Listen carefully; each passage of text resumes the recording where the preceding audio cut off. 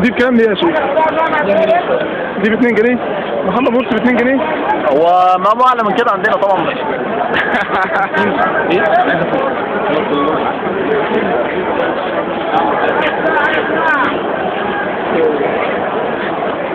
انت الرساله النهارده هتقول ايه؟ الرسالة الأولى؟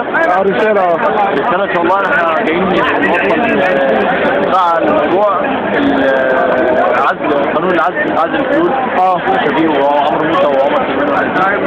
بعد كده جايين نطالب بالناس اللي طلعوهم من سباق الرئاسة. ده طبعا ما كانش مظبوط، يعني الناس مثلا زي مهندس خيرت شاطر، زي الشيخ حازم، زي الناس دي ناس يعني حتى المحكمة أثبتت مثلا زي الشيخ حازم إنه أمه مش أمريكية، والمهندس خيرت أثبتوا إن هو مش ده محكوم على حكم، يعني اللي حاكم عليه حسني مبارك. حسني مبارك دلوقتي في السجن، المفروض يسقط الحكم عليه لأنه ده حكم كان حكم ظلم، المفروض كان ياخد تبرئة من المحكمة بس.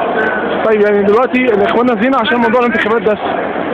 موضوع الانتخابات ولسه ما زال يعني الحكم العسكري طبعا المجلس العسكري شغال شغل يعني عكس البلد، نفس النظام اللي كان شغال فيه حسني مبارك. حسني مبارك موجود.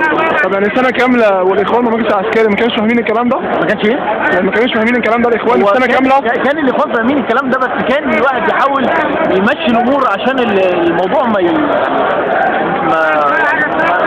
الواحد يحاول يهدي، يعني كتر النزول في الشارع وكتر النزول في الميادين ده بيعطل الحياه اصلا. طب انت نازل النهارده وبتعطل الحياه برضه، بس لما توصل الدرجه اللي احنا وصلنا بيها دي، لا يبقى كفايه كده، يبقى لازم نتحرك ولازم نعمل حاجه، وكل الناس نازله النهارده. وبعدين احنا بننزل يوم واحد ما بنعطلش الحياه، يعني مفيش اعتصام مفيش كلام من ده.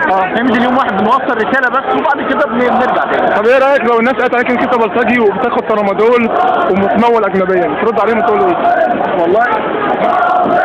والله اللي طبعا